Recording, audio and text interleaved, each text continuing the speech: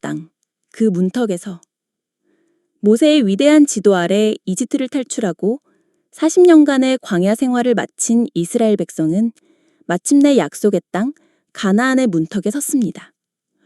모세는 느보산에서 그 땅을 바라보았지만 들어가지 못하고 죽음을 맞이했죠. 이제 이스라엘 백성을 이끌고 젖과 꿀이 흐르는 땅 가나안을 정복해야 하는 막중한 임무는 그의 후계자 여호수아에게 주어졌습니다. 오늘 우리는 여호수아의 리더십 아래 펼쳐지는 가나안 정복 전쟁의 드라마틱한 과정과 그 속에 담긴 역사적, 신학적 의미를 깊이 있게 탐구해 볼 것입니다. 여호수아서는 단순한 전쟁 기록이 아닙니다. 그것은 하나님의 약속이 어떻게 성취되는지, 그리고 믿음과 순종이 가져오는 놀라운 결과를 보여주는 이야기입니다.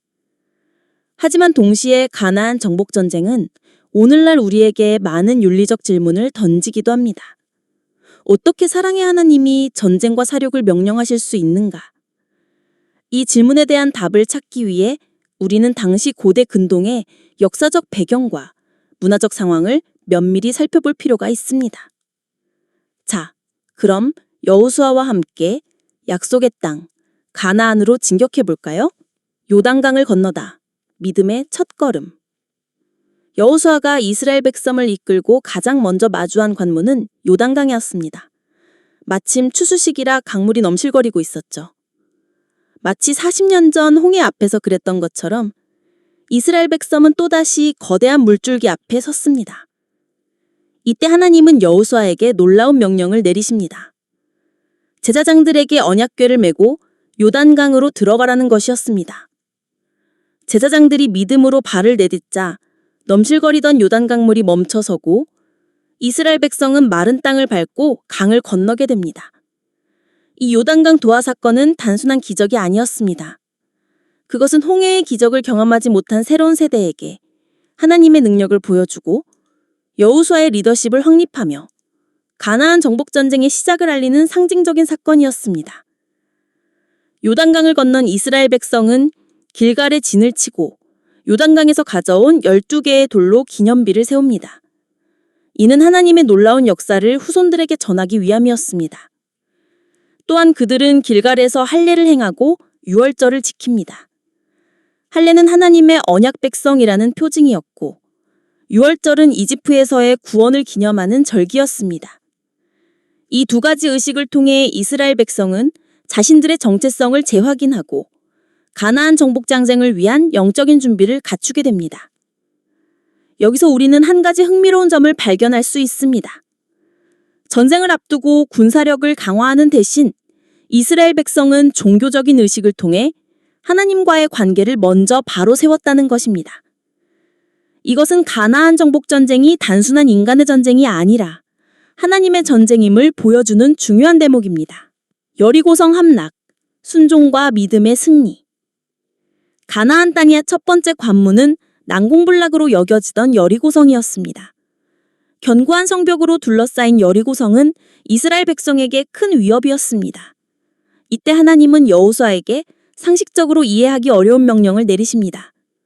엿새 동안 매일 한 번씩 성 주위를 돌고 7째 날에는 7번 돌고 제사장들이 나팔을 불 때 모든 백성이 함성을 지르라는 것이었습니다.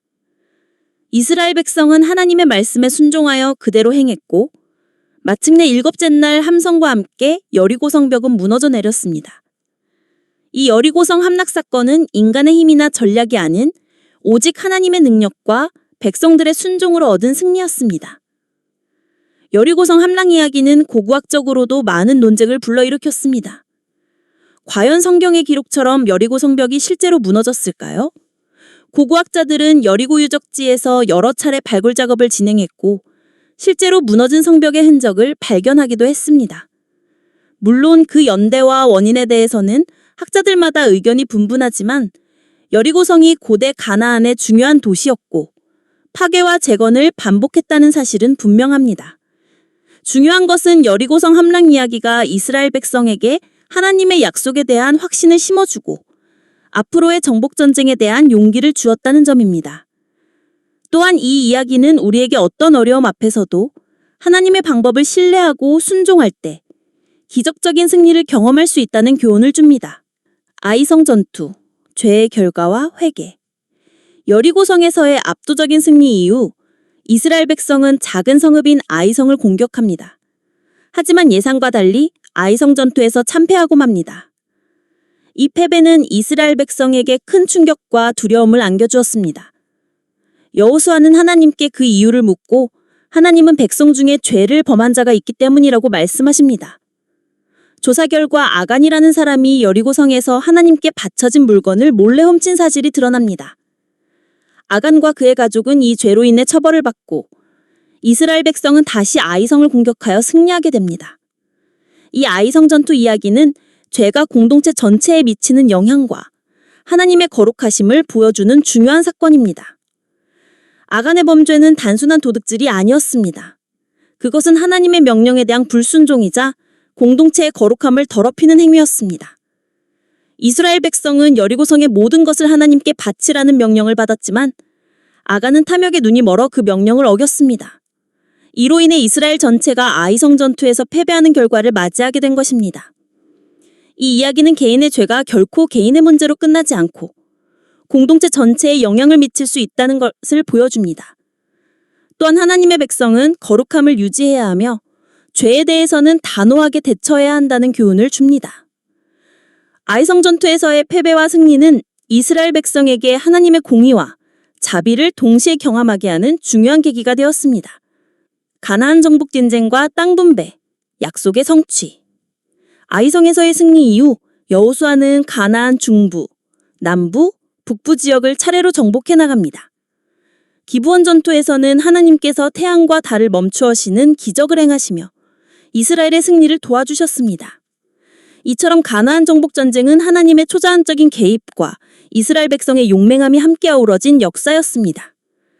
수많은 전투와 어려움 속에서도 이스라엘 백성은 하나님의 약속을 믿고 나아갔고 마침내 가나안 땅의 대부분을 정복하게 됩니다. 여기서 우리는 다시 한번 가나안 정복 전쟁의 윤리적 문제를 마주하게 됩니다.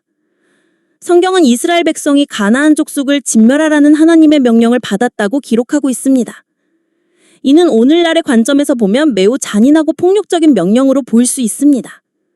하지만 당시 가나안 문화는 우상 숭배와 온갖 부도덕한 행위로 극도로 타락해 있었습니다. 고고학적 발굴을 통해 드러난 가나안 종교의식은 어린아이를 제물로 바치는 인신제사를 포함하고 있을 정도로 끔찍했습니다. 이러한 배경 속에서 일부 신학자들은 가나안 정복 전쟁을 하나님의 공의로운 심판의 한 형태로 해석하기도 합니다. 즉 이스라엘 백성은 하나님의 심판을 대행하는 도구로 사용되었다는 것입니다. 물론 이 문제에 대한 해석은 여전히 다양하며 우리는 겸손한 자세로 이 문제에 접근해야 합니다. 중요한 것은 가나안 정복 전쟁이 단순한 영투약장을 위한 전쟁이 아니라 하나님의 구속사적 계획 안에서 이루어진 특별한 사건이라는 점입니다. 가나안 땅을 정복한 여호수아는 각 지파에게 제비를 뽑아 땅을 분배합니다. 이는 하나님의 공정한 방법으로 각 지파에게 기업을 나누어 주기 위함이었습니다. 레위 지파는 제사장 직분을 맡았기 때문에 따로 땅을 분배받지 않고 대신 각 지파의 성읍에 흩어져 살며 백성들에게 율법을 가르치는 역할을 했습니다. 또한 실수로 사람을 죽인 자들이 피할 수 있도록 도피성을 지정해 생명을 보호하는 제도를 마련했습니다. 이처럼 땅 분배 과정은 단순한 영토 분할이 아니라 이스라엘 공동체의 질서와 공의를 세우는 중요한 과정이었습니다. 마침내 아브라함에게 약속하신 땅이 그의 후손들에게 주어지면서 하나님의 신실하신 약속이 성취되는 감격적인 순간을 맞이하게 됩니다. 여호수아의 유언과 믿음의 도전. 모든 사명을 바친 여호수아는 죽음을 앞두고 이스라엘 백성을 모아 마지막 요한을 남깁니다. 그는 지난날 하나님께서 이스라엘에게 행하신 모든 놀라운 일들을 상기시키며 오직 하나님만을 섬기라고 간곡히 당부합니다. 그리고 오직 나와 내 집은 여호와를 섬길겠노라 라고 선포하며 백성들에게 믿음의 결단을 촉구합니다. 이스라엘 백성은 여호수아의 유언을 듣고 하나님만을 섬기겠다고 다짐합니다. 여호수아서는 이렇게 하나님의 신실하심과 그 약속을 믿고 순종할 때 주어지는 승리의 기록이자 다음 세대에게 믿음의 유산을 물려주어야 한다는 강력한 도전의 메시지를 담고 있습니다. 다음 시간에는 여호수아 사후 이스라엘 백성이 가나안 땅에서 어떻게 정착해 나갔는지 그리고 사사들이 다스리던 혼란의 시대는 어떠했는지를 다루는 사사기와 룻기 이야기를 깊이 있게 탐구해 보겠습니다. 약속의 땅에서 이스라엘 백성은 과연 하나님과의 언약을 지키며 살아갔을까요? 다음 편에서 계속됩니다.